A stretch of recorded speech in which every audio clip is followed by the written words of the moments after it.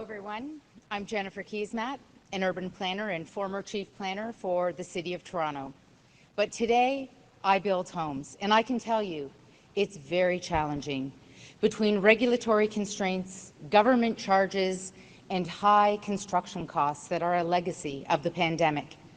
And for that reason, I'm absolutely thrilled to be here today. As a city planner who cares passionately about access to housing for all in our country, today's announcement on housing affordability is different from other announcements. It comes with funding, and it comes with an ambitious plan. Housing affordability is a critical issue from coast to coast. The reality behind the crisis is twofold. Supply of housing has not kept up with population growth, leading to higher prices, and the political will and the plan has not been in place to increase supply. This isn't easy to do. That's one of the reasons it hasn't yet been done.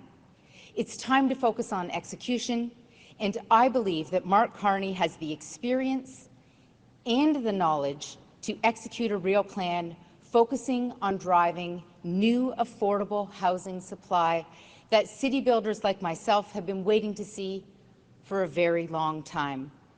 Coordinated action among federal, provincial, and municipal governments to support affordable housing development is needed, with clear leadership from the federal government. And that's what Canada Strong means to me as an urban planner.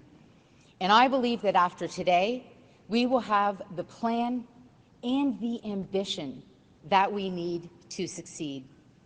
And now, before we hear from Mark Carney, it's my pleasure to introduce someone who has spent his career working on this issue relentlessly as the former Mayor of Vancouver and as a Liberal Party of Canada candidate in this election. Please join me in welcoming my friend, Gregor Robertson.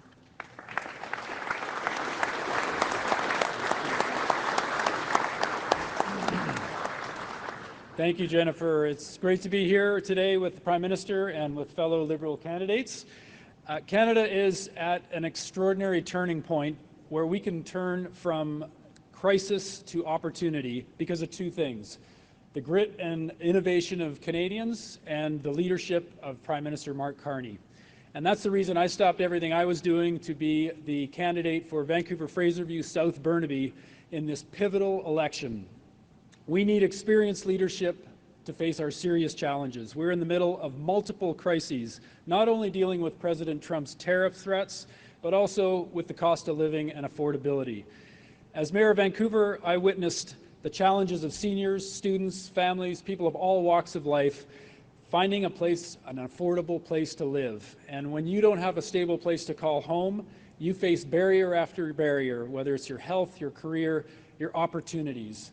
And no one should have to choose between putting food on the table and paying rent. I'm running as a Liberal candidate because there is no one more qualified, more experienced, more ready to deal with Trump's tariffs, to reimagine the Canadian economy, to fight, to protect, and build than Prime Minister Mark Carney. I'm proud to be here today for the unveiling of our party's plan to make housing the cornerstone of opportunity, not a barrier to it, and to build Canada strong. Thank you, and it's my pleasure now to introduce the Leader of the Liberal Party of Canada, Mark Carney.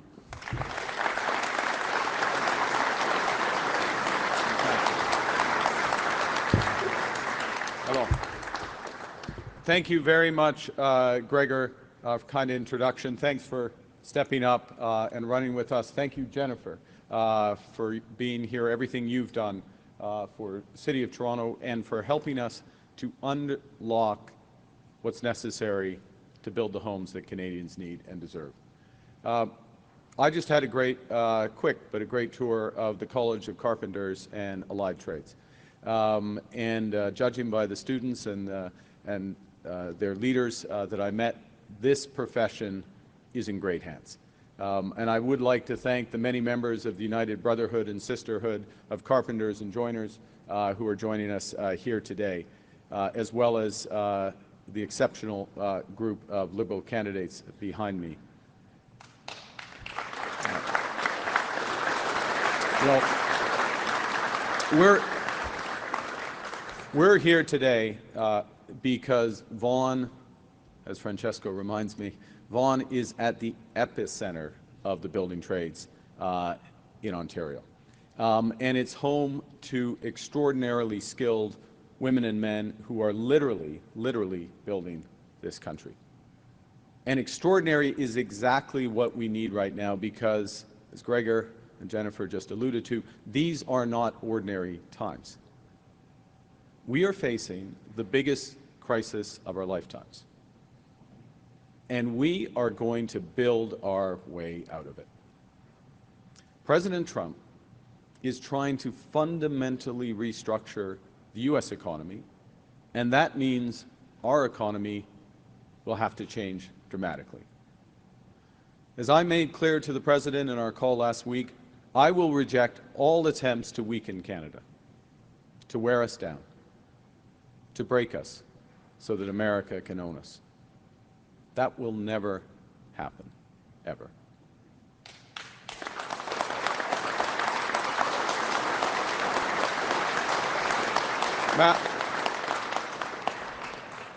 Ma réponse, celle de mon équipe libérale, lors de cette période sans précédent, c'est de se battre, le protéger et de bâtir.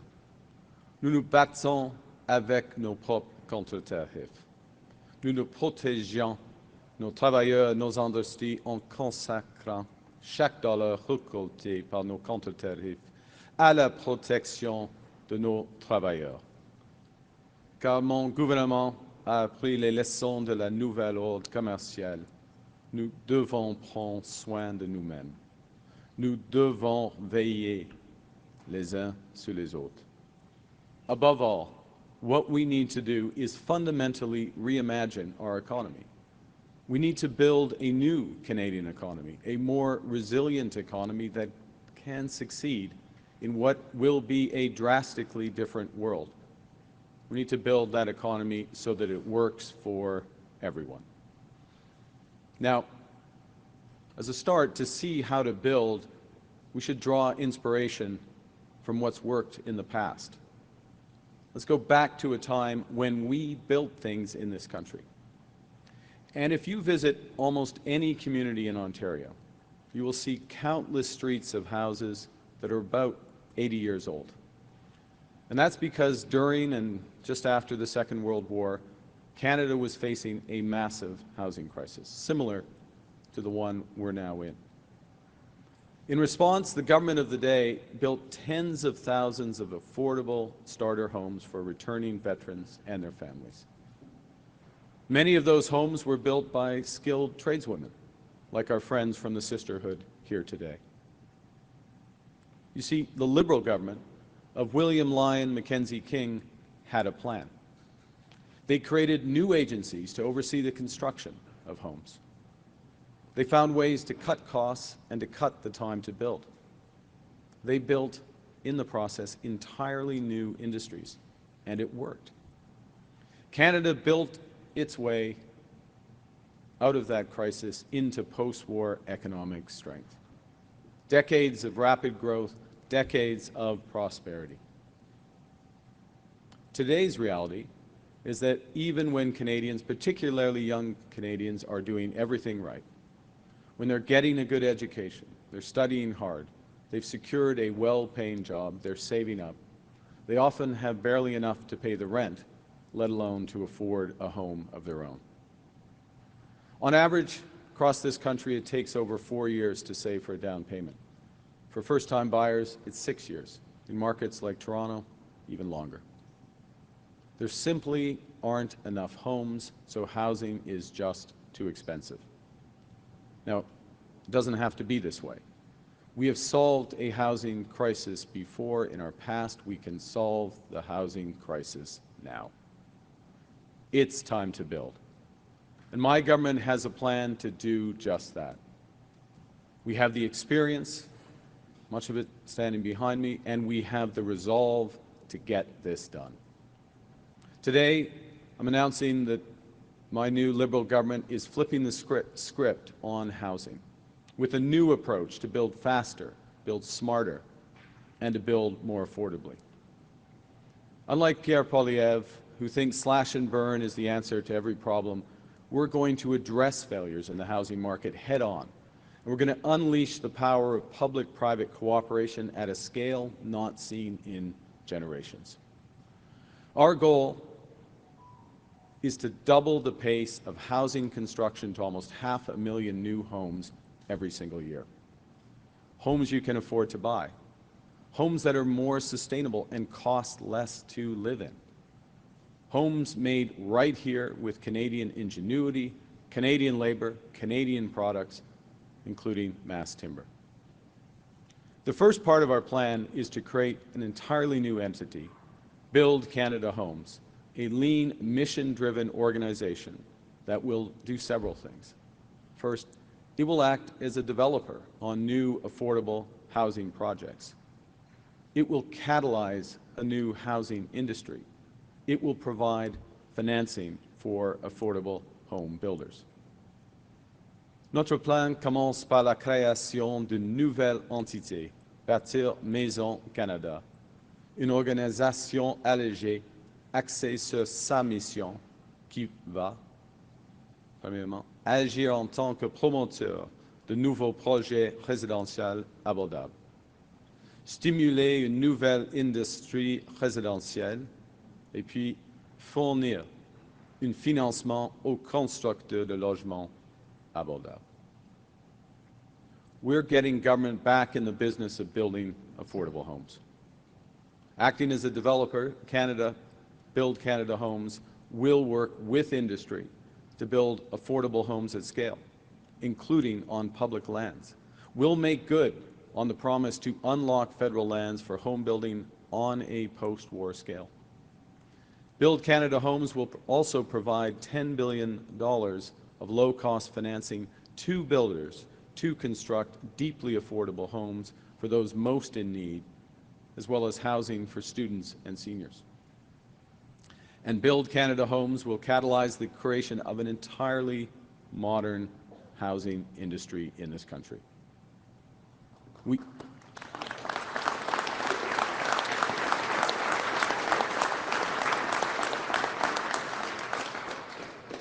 We need to take our construction sector to the next level. There are 80,000 vacancies and another 300,000 workers set to retire over the course of the next decade. Labor productivity in this sector has been stagnant for years. And at the same time, construction costs are up 51% in recent years. The way we build homes needs to change.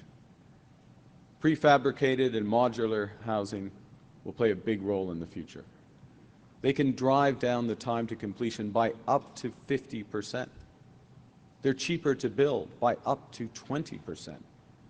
And they're a more sustainable way to build, producing 22% fewer emissions than traditional construction methods. And the good news is we're already home to many new prefabricated housing factories. We want Canada to be the world leader in this new innovative industry. We should be that leader.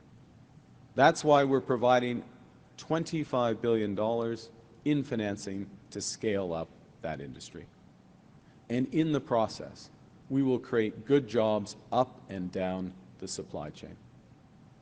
Good jobs in innovative housing research, such as the UBC Smart Structures facility that I visited this past February. Good jobs in prefabricated and modular housing, like those in Sherbrooke, Quebec, in my own riding of Nepean, or in Calgary at ATCO.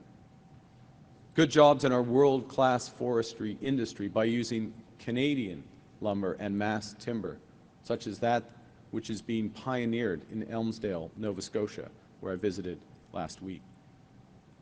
And of course, at the heart, at the core, good jobs, great jobs in the skilled trades for hard-working people like the folks behind me who will be busy building these homes for decades.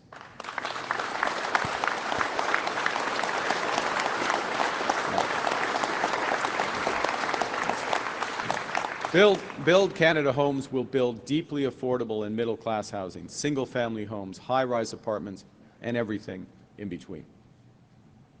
And on top of creating that entity, that new structure, Build Canada Homes, the second part of our plan is to drive growth by making the housing market itself work better. Taxes and regulations have been choking the industry and making it difficult, in some cases impossible, to build. Canadians are paying the price.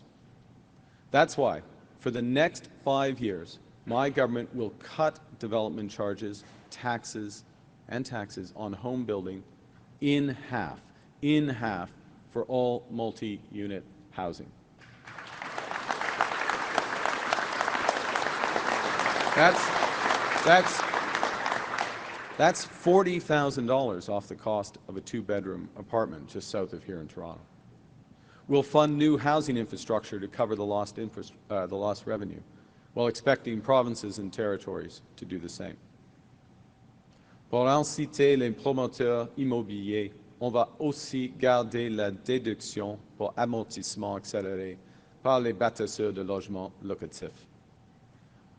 Dans les années 70, cette mesure fiscale a permis la construction de dizaines de milliers de logements locatifs en permettant aux bâtisseurs de récupérer leur coût plus rapidement pour qu'ils puissent bâtir, engager et innover. Le dernier gouvernement a ramené cette mesure. Mon gouvernement va permettre à encore plus de bâtisseurs d'y avoir accès. On va aussi tirer profit de concepts préapprouvés par la construction de logements pour réduire la bureaucratie et travailler avec les autres paliers du gouvernement pour éviter le dédoublage. On doit avoir une seule économie canadienne, pas 13. We are pragmatists, so we're going to also double down on what's already working. The new Housing Accelerator Fund is an example. It's gaining traction. And countless mayors who've signed on from Guelph to Red Deer, Quebec City, have said it's building more homes in their communities.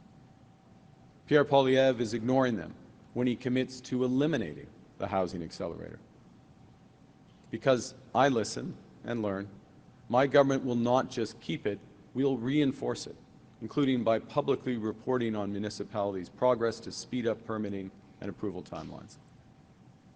By getting government back into the business of building affordable homes, and by making the market work better, we will drive a huge increase in housing supply so we can bring costs down for Canadians. We will build at a pace not seen since the Second World War. Cet investissement, le plus grand depuis des générations, s'appuie sur les mesures que j'ai prises au cours de mes 9 premiers jours en tant que Premier ministre, comme la réduction de la TPS pour les acheteurs de première maison dont le prix est inférieur à $1 million. Une baisse d'impôt qui permettra aux Canadiens et Canadiennes d'économiser $50 000 sur le coût de leur première maison.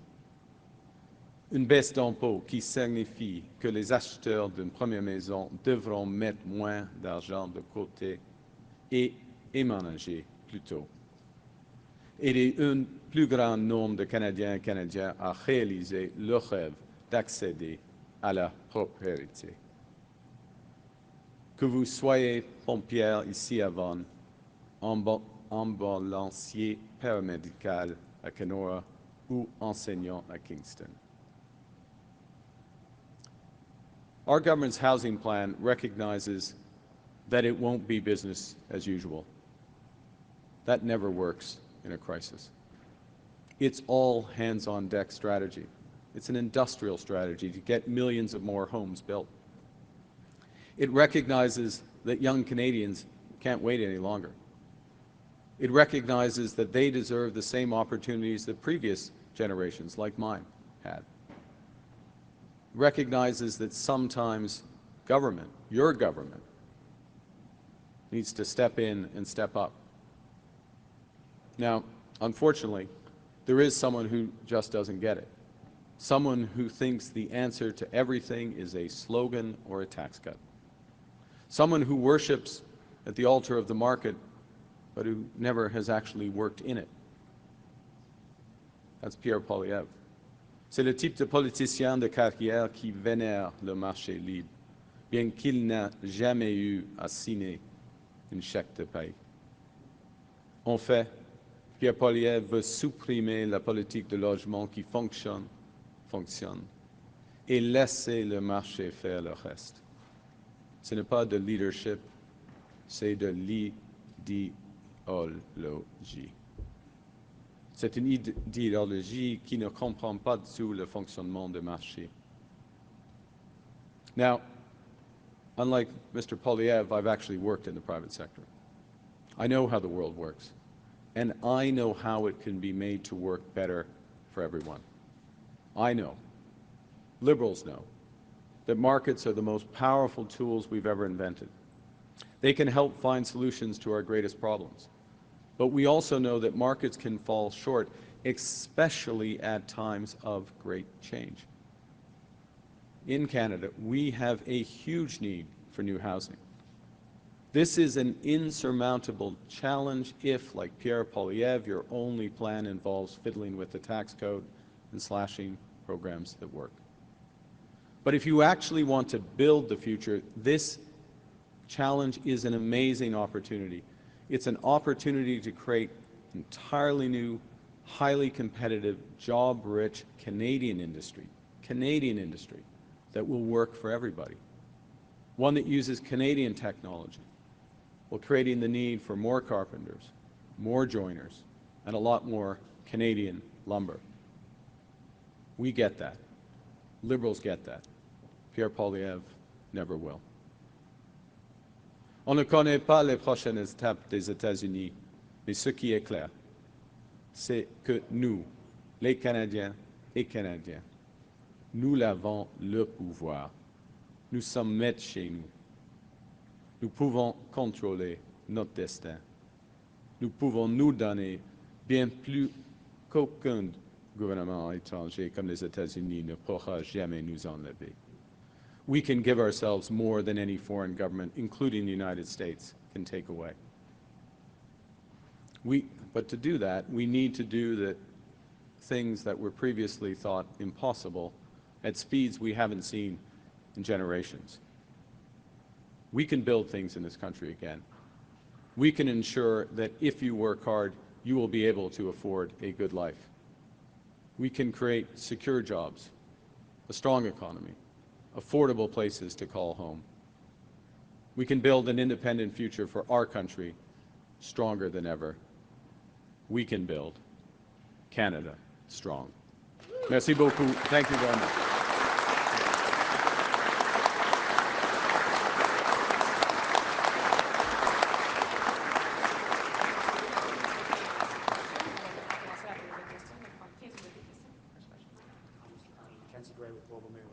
Paul Chiang, one of your candidates in Markham, talked about turning over a Conservative candidate to the Chinese consulate to receive a bounty placed on him by the Chinese Communist Party. Can you explain why you've not dropped him as a Liberal candidate? Thank you for the question. Look, the comments were deeply offensive.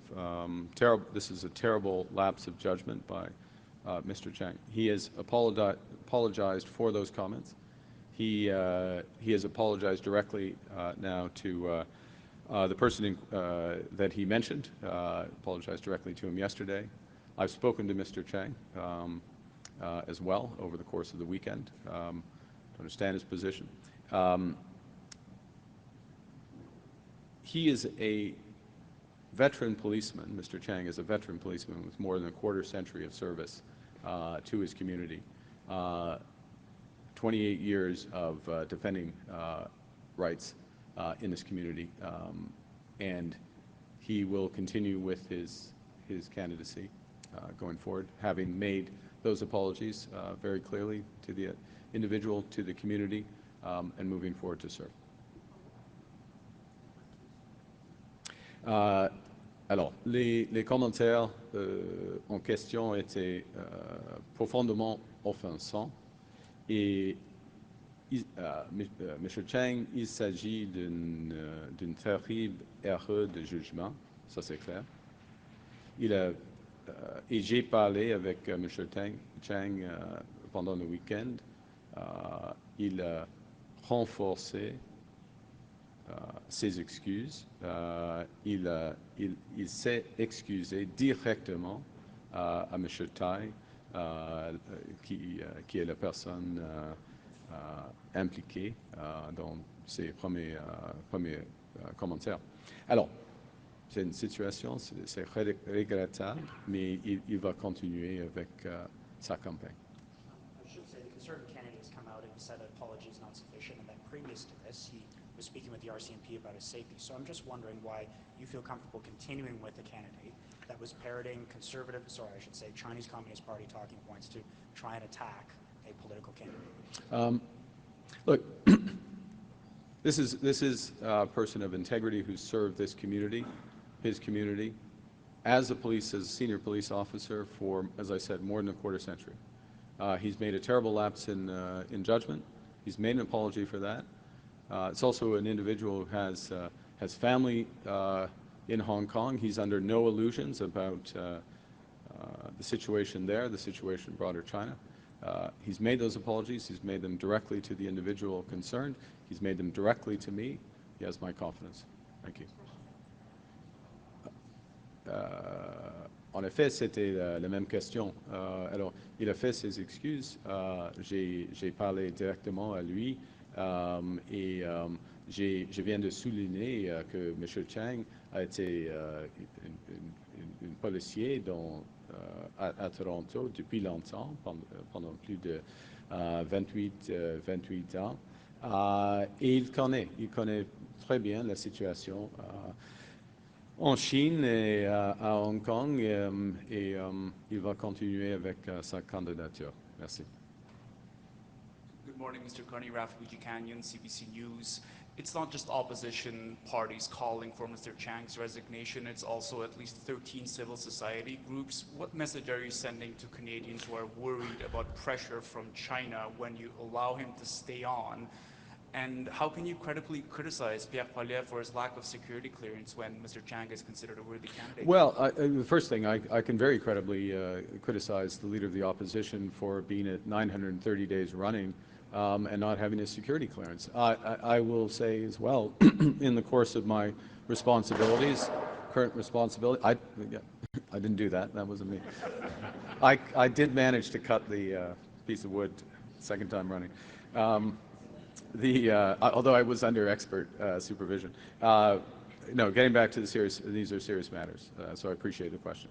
But in the course of my responsibility as Prime Minister, just yesterday, I received an additional briefing on foreign interference and potential matters related to that. Of course, I can't share any details of that, but it just underscored once again, I take my responsibility seriously, but the extent to which Leader of the Opposition does not and hasn't for more than 3 years. In terms of, but to go back to the specifics of your question, this situation. Look, I'm deeply offended by those comments. As I said, they're a terrible lapse of judgment. I view this as a teachable moment. It underscores the respect with which we treat human rights in this country, the differences between Canadian society and other countries.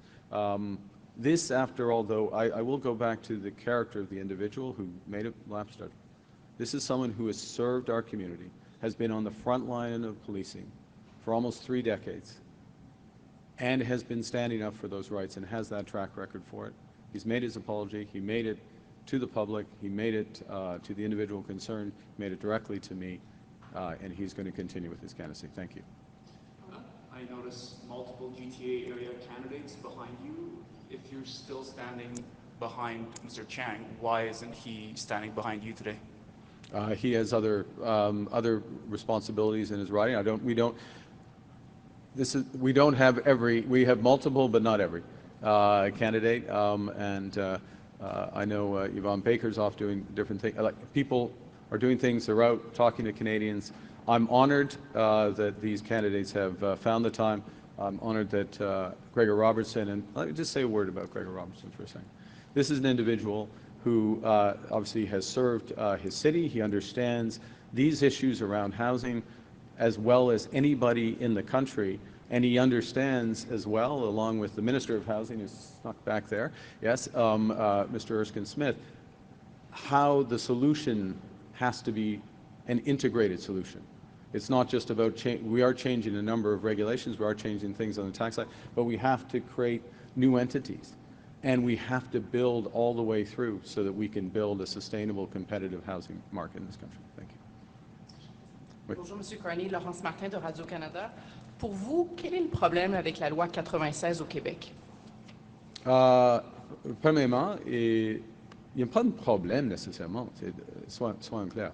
C'est plus... Premièrement, il n'y a pas de problème. Je comprends l'objectif et je comprends bien l'importance de renforcer, de promouvoir, de protéger la langue française au Québec.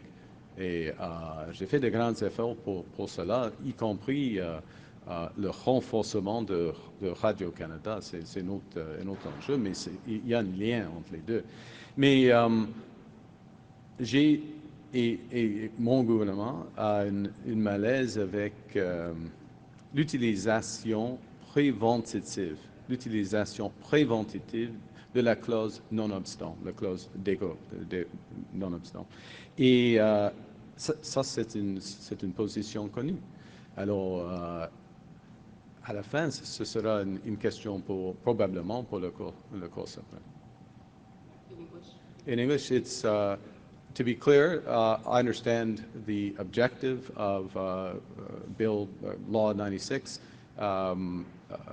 It is, and I support the objectives of the importance of la laïcité in Quebec, and the protection, the promotion, the reinforcement of the French language in Quebec. And that's one of the reasons why we are foursquare behind Radio-Canada, and you will hear more about that in due course. It's a related issue. It's not direct, but it's a related issue, which is why I raise it. The challenge that we see, I see, my government sees, is the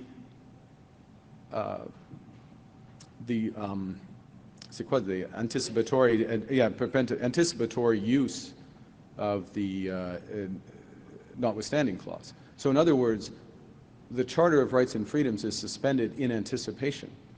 That is, and that I have a problem with that in any circumstance, whether it's labor laws here in Ontario or whether it's in that circumstance. These should be judgments directly for the courts, and a sort of fundamental approach, which is in Canada, un droit est un droit est un droit, a right is a right is a right, and if governments are going to override those rights, perhaps for valid reasons and get a balanced right, it should be much clearer and not assumed away at the start. To just assume away the Charter at the start is the challenge. So it's a structural, if I may, final point final, c'est un problème structurel avec l'approche, pas nécessairement la loi. Justement, parce que vous dites que vous êtes d'accord avec l'objectif général de renforcer le français, mais est-ce que dans la loi comme telle, dans son contenu, est-ce que vous êtes d'accord avec tout le contenu de la loi 96? C'est ce que vous nous dites? Je ne suis pas ni avocat, ni juge, ni expert constitutionnel. C'est une question constitutionnelle. Pour moi, c'est une question constitutionnelle. Mais le contenu de la loi, vous êtes d'accord? Je suis d'accord avec l'objectif. Judy Chin, CTV News. Mr. Carney, I'd like to press you a little bit more on Paul Chiang.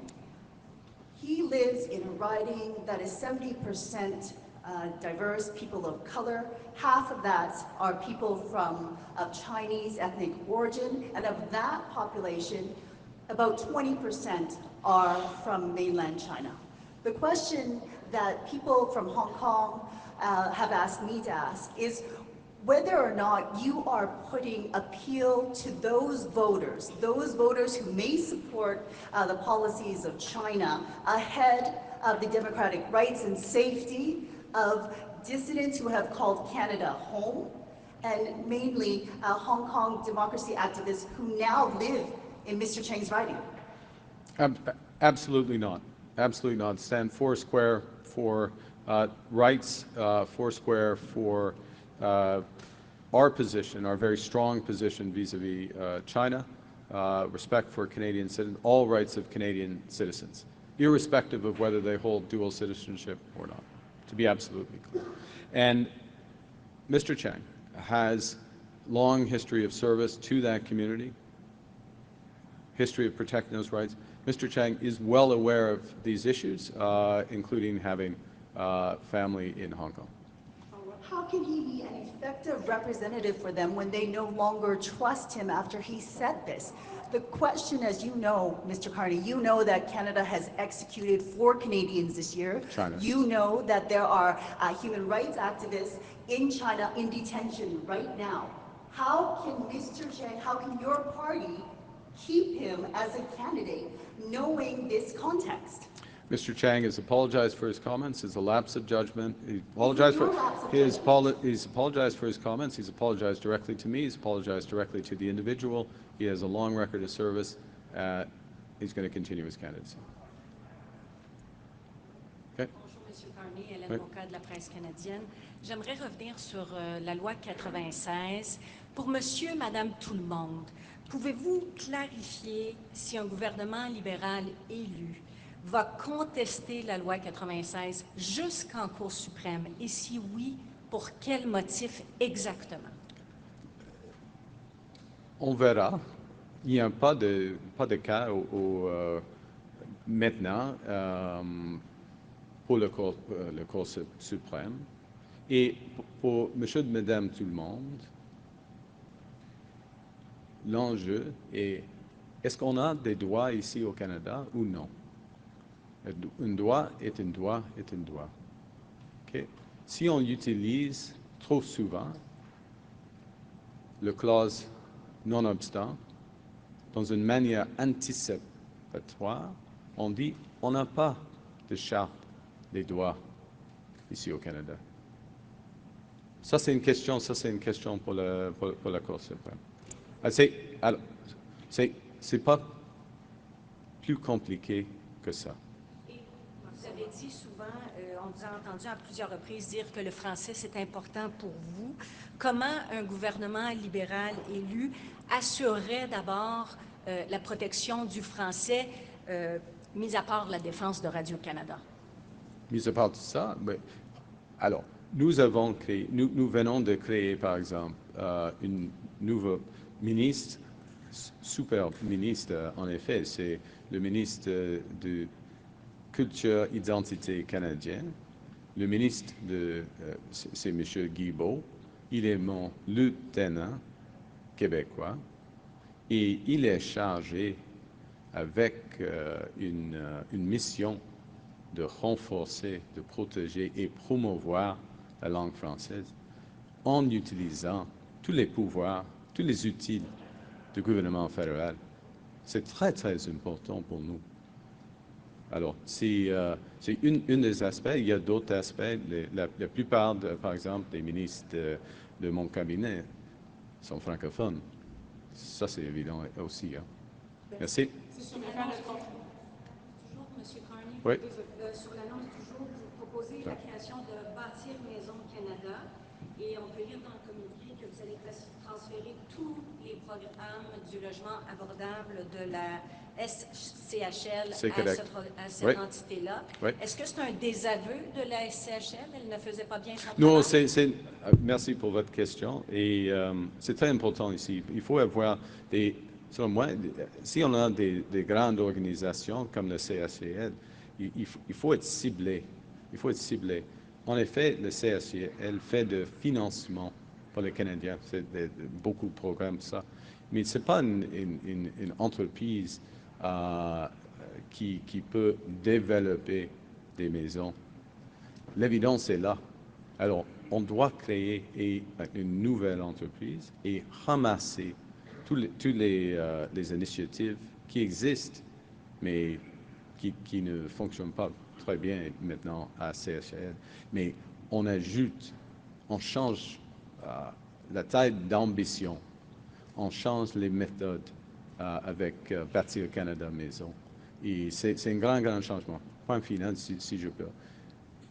L'ambition d'aujourd'hui, c'est de doubler le rythme de la construction de maisons. C'est à peu près 500 000 maisons par année. C'est incroyable. Et c'est la raison pour laquelle on a des travailleurs comme les mesdames et messieurs devant moi. C'est une grande occasion pour notre pays. Et c'est une occasion qui va bâtir une nouvelle économie sans regard des États-Unis. Ça, c'est bon. Merci beaucoup.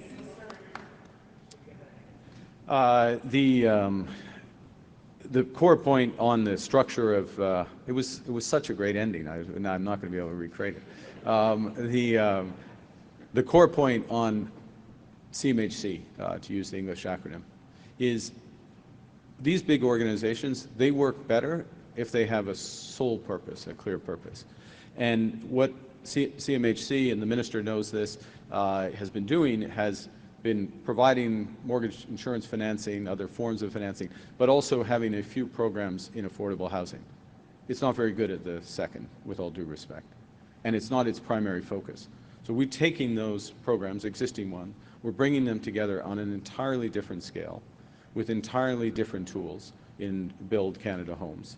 And I was just finishing by underscoring the scale of ambition that we're looking to double the rate of home building, 500,000 homes a year, which is what this country needs, building an entire industry behind it, getting the great people behind me and those like them across the country, careers, like decades and decades of work in carpentry and joining and beyond the other trades. All of this in a way that builds the strongest economy without any regard to what goes on in the United States. That's Canada Strong. Thank you very much. Thank you. This was an conference. This is my final